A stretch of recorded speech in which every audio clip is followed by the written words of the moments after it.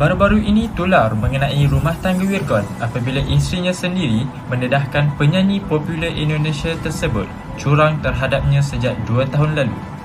Inara Rusli turut mendedahkan Wirgon pernah berzina dengan membayar beberapa orang wanita bagi mendapatkan khidmat seks. Perkara itu didedahkan oleh Inara menerusi Instagram miliknya. Menurut Inara, suaminya itu sebelum ini pernah membuat perjanjian secara bertulis untuk tidak mengulangi perbuatan terkutuk itu, namun melanggar perjanjian yang dibuat. Untuk rekod, Wirgon dan Inara mendirikan rumah tangga pada 2014 dan dikurniakan 3 orang cahaya mata. Ketika kemelut rumah tangga masih belum berkesudahan, isteri kepada penyanyi Wirgon iaitu Inara Rusli sekali lagi mencuri tumpuan ramai apabila membuat keputusan untuk tidak lagi memakai purdah setelah diugut cerai.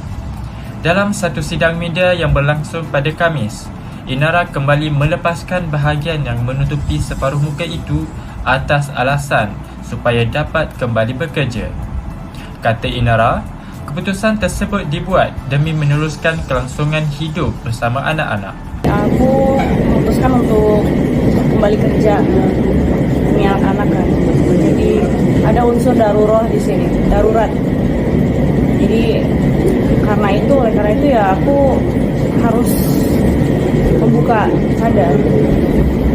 Jadi mudah-mudahan teman-teman media semuanya, netizen gak berburuk sangka gitu sama aku, karena aku juga berjuang buat anak-anak aku. Inara telah mendapatkan pandangan beberapa orang yang arif dalam bidang agama tentang hal tersebut.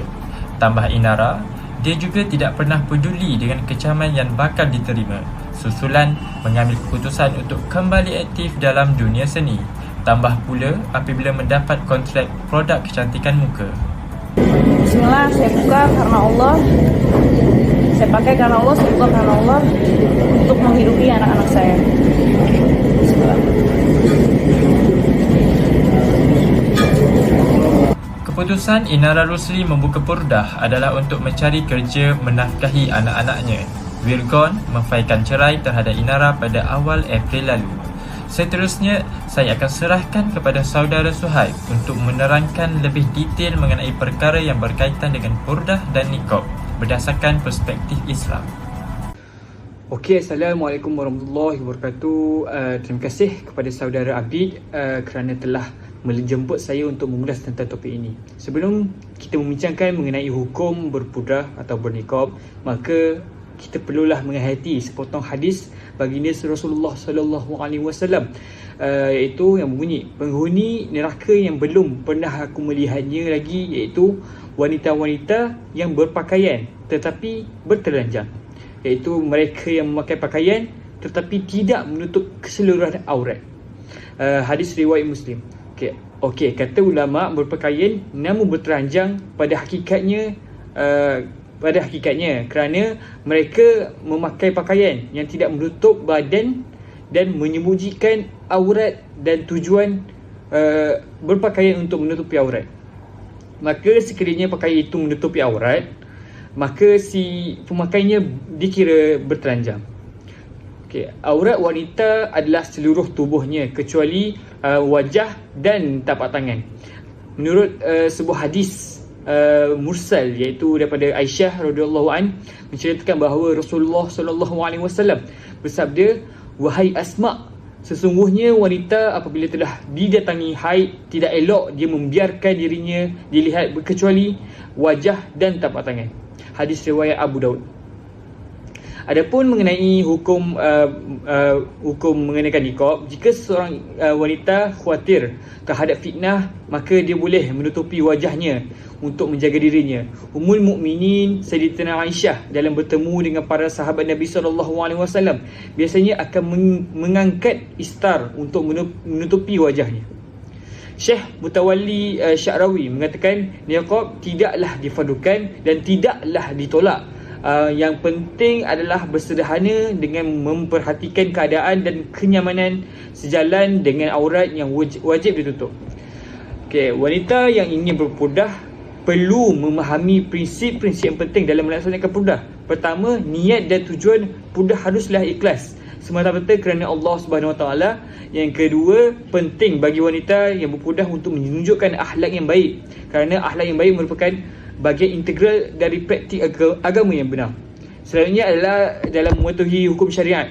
Wanita yang berpudah harus memperhatikan aturan-aturan yang ditetapkan, termasuk menutupi wajah dengan baik dan memperhatikan pakaian yang menutupi tubuh secara keseluruhan dengan sopan. Okey, tujuan utama purdah adalah untuk menghindari dari fitnah dan menjaga kehormatan diri wanita, bukan untuk menggoda atau menarik perhatian dengan cara yang bertentangan dengan tujuan sebenar.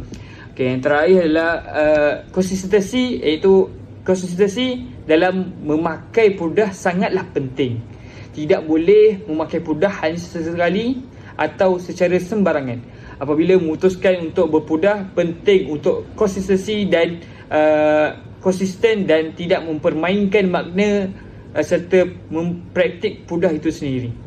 Okey, dalam menjalankan purdah, wanita perlu memahami dan menerapkan prinsip-prinsip ini dengan penuh pengertian dan kesedaran, sehingga purdah dapat dilaksanakan dengan benar-benar dan sesuai dengan nilai-nilai agama yang diyakini.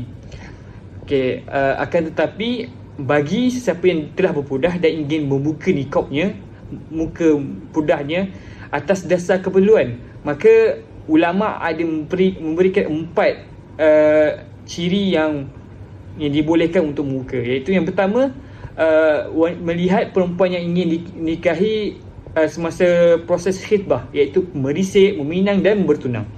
Yang kedua, bagi tujuan kesaksian. Yang ketiga, bagi tujuan muamalat untuk memastikan suatu perkara, iaitu seperti belajar, jual beli dan juga kerja. Okey, yang keempat adalah bagi tujuan perubatan dan rawatan dengan kehadiran mahram. Okey, janganlah kita bernikab tetapi tidak menjadi punca kepada orang lain dan menjadi punca kepada orang lain dalam melakukan kemaksiatan. Okey, kesimpulan yang boleh saya berikan yang terkait dalam isu ini, iaitu isu saudari Inara Rusli, kita boleh melihat, bagi saya ia boleh dibuka kerana kita boleh lihat daripada yang telah dibolehkan oleh ulama dalam membuka niqab, iaitu dari poin yang ketiga, iaitu bagi tujuan muamalat. Kita boleh lihat bahawa saudari Inara ini telah membuka niqabnya disebabkan untuk mencari rezeki demi kelangsungan hidupnya dan anak-anak. Bagi saya ini sudah cukup untuk memberikan lampu hijau kepada beliau untuk melakukannya. Dan saya juga telah membaca satu ayat daripada berita yang mana beliau terlebih dahulu telah mendapatkan pandangan daripada beberapa orang yang arif dalam bidang agama tentang isu membuka purdah ini. Jadi saya lihat bukan satu keputusan yang dicampuri hawa nafsu yang telah dilakukan, akan tetapi ia berlaku akibat dari proses pembincangan dan berfikir panjang sebelum melakukannya. Okey, itu saja yang boleh saya ceritakan tentang topik ini. Saya akan memberikan kepada saudara Alimi untuk menceritakan selebih lanjut tentang apa yang hendak diberikan. Okey, terima kasih. Assalamualaikum warahmatullahi wabarakatuh. Alhamdulillah rabbil alamin wassalatu wassalamu ala asyrafil anbiya'i wal mursalin wa ala alihi wa sahbihi ajma'in. Terima kasih kepada saudara Muhammad Suhaib. Sekarang saya akan menyambung ulasan tentang darurat seperti mana yang diamanahkan kepada saya. Okey. Pertama sekali, perlu diketahui dahulu apakah itu darurat. Darurat ini ialah situasi di mana nyawa kita, harta dan keselamatan terancam. Berdasarkan Prof. Dr. Wahbah Zuhaili, darurat ini merupakan kesulitan atau bahaya yang sangat berat kepada seseorang itu sehingga membuatnya takut berlakunya kerosakan atau sesuatu yang menyakitkan jiwa, badan, kehormatan, akal, harta dan perkara yang berkaitan dengannya lah. Okey, seperti yang kita tahu, syariat Islam ini diturunkan bagi menjaga kemaslahatan penganutnya.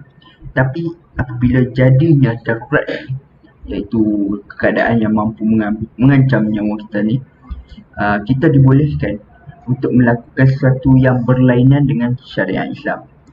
Okey, apa-apa pun mesti minta bukti kan. Jadi saya akan bagi dalil dua dalil tentang darurat ini. Kita dapat lihat dalil pada surah Al-Baqarah ayat 195 yang bermaksud, dan janganlah kamu sengaja mencampakkan diri kamu ke dalam bahaya kebinasaan. Okey, dalil yang kedua saya bagi terdapat pada surah An-Nisa ayat 29 yang bermaksud, dan janganlah kamu bunuh diri kamu. Okey, kita dapat menyamakan dua ayat ini yang mana melarang seseorang Muslim sengaja meletakkan diri ke dalam kebinasaan. Okey, kalau dalam darurat ini ada juga syarat yang menunjukkan seseorang itu betul-betul berada dalam darurat yang dibenarkan untuk melakukan perkara yang dilarang. Syarat tersebut ialah, yang pertama, ianya betul-betul mendesak dan bukan sesuatu andaian. Kalau ianya andaian, mesti terbukti melalui pengalaman. Dia dah mengalami perkara tersebut sebelum ni, dan berdasarkan fakta dan juga pemerhatian. Okey. Yang kedua, orang yang dalam keadaan darurat tersebut tidak mempunyai cara lain yang dibenarkan syarak bagi melepaskan diri daripada keadaan darurat tersebut. Jikalau ada cara yang boleh, cara halal yang lain, maka orang tersebut tidak boleh melakukan perkara yang dilarang syariat Islam. Okey. Yang ketiga, orang yang dalam keadaan darurat tersebut mestilah tidak memilih jalan yang bertentangan dengan usul akidah. Tambahan pula, dia mesti memilih perbuatan yang paling sedikit akan terjadinya kerosakan yang tidak secara jelas bertentangan dengan asas Islam. Okey, yang terakhir ialah jalan keluar yang dipilih tidak menyenangkan hati pelakunya. Okey, setakat itu saja saya ada ulas berkenaan dengan darurat. Jadi saya bagi ulasan seterusnya kepada Ustaz Muhammad Anas. Terima kasih. Alhamdulillah, terima kasih kepada saudara Alimi Syazwan kerana menyebut saya. Jadi saya akan menerangkan ataupun memperincikan hak jagaan anak setelah bercerai. Hak jagaan anak ini disebut sebagai hadanah, yang mana di dalam satu hadis Rasulullah SAW daripada Abdullah bin Amr radhiyallahu anhu, ketika mana datang seorang wanita kepada Rasulullah SAW lalu berkata, "Wahai Rasulullah, sesungguhnya anakku ini perutku adalah tempatnya, puting susuku adalah tempat minumnya, dan pangkuanku adalah rumahnya.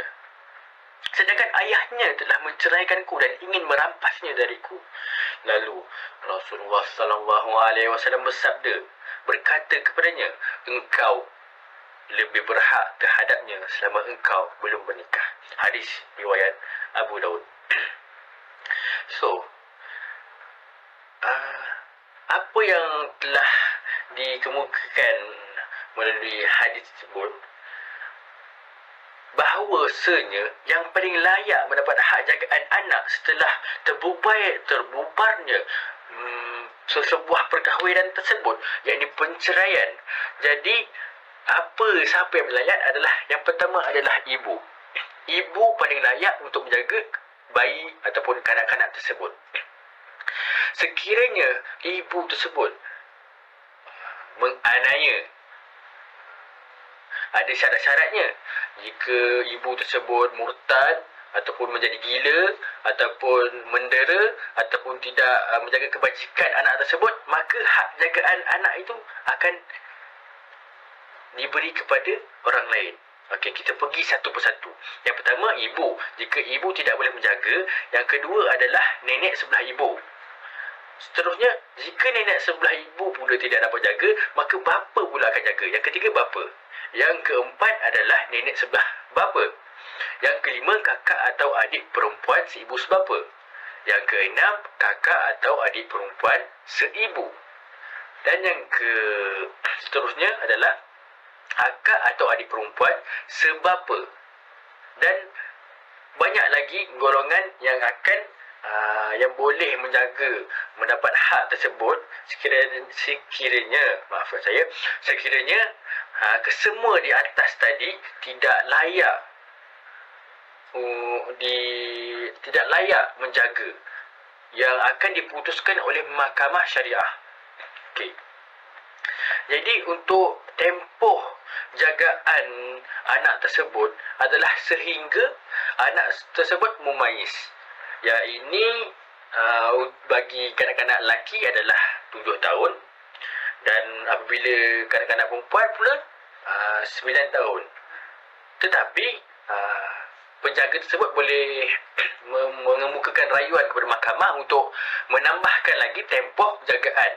Yang ini sehingga 2 tahun, iaitu bila lelaki ke 9 tahun, 7, 8, 9, dan juga bila kanak-kanak itu perempuan sehingga 11 tahun. Mengikut budi bicara mahkamah. Itu saja untuk penerangan kali ini.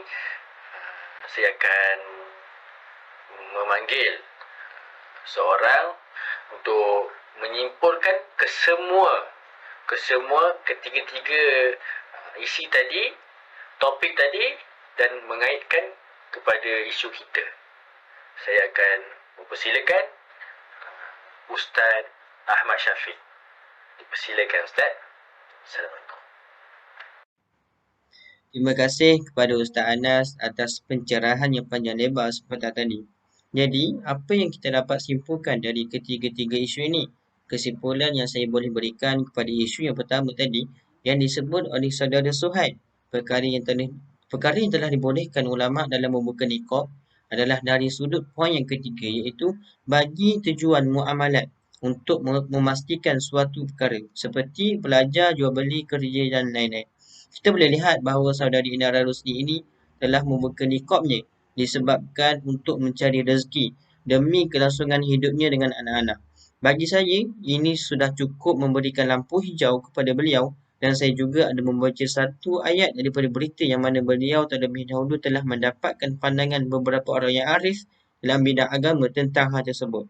Jadi, ini saya lihat bukan satu keputusan yang dicampuri oleh hawa nafsu, akan tetapi ia berlaku akibat dari proses perbincangan dan berfikir panjang sebelum melakukannya. Jadi untuk isu yang kedua, kesimpulan yang saya boleh dapat daripada apa yang dikatakan oleh Ustaz Alimi tadi, saudari Inara Rusdi ini tidak berada dalam keadaan darurat kerana saudari Inara tidak mencukupi syarat-syarat yang dinyatakan tadi. Walaupun saudari Inara ini tidak berada dalam keadaan darurat, akan tetapi beliau dibenarkan untuk membuka niqabnya kerana memakai niqab bukanlah satu kewajipan bagi seseorang muslimat. Akhir sekali, untuk isu yang ketiga yang disentuh oleh Ustaz Anas sebentar saja tadi, di mana siapakah yang bertanggungjawab untuk menjaga anak-anak setelah berlakunya penceraian ini? Yang pertama sekali adalah ibunya sendiri. Jadi apa yang dilakukan oleh saudari Inara tadi, saudari Inara Rosni ini adalah keputusan yang tepat untuk menjaga anak-anaknya, kerana hak penjagaan lebih diutamakan kepada ibu, bukanlah kepada suaminya. Walau bagaimanapun, suaminya iaitu Virgon tetap wajib memberi nafkah kepada isterinya iaitu saudari Inara selama dalam iddahnya. Bila mana sudah habis iddah, tidak lagi wajib memberi nafkah. Adapun untuk nafkah anak-anaknya, Virgon wajib memberi nafkah kepada anak-anaknya sehingga mereka dewasa, mampu berdikari dan tidak lagi bergantung kepada sesiapa pun. Jadi itu sahaja daripada saya. Saya harap saya harap audiens yang mendengar ini dapat mengambil input yang telah disampaikan, dan akhir sekali saya berterima kasih atas jemputan ini. InsyaAllah kita akan berjumpa lagi di masa akan datang.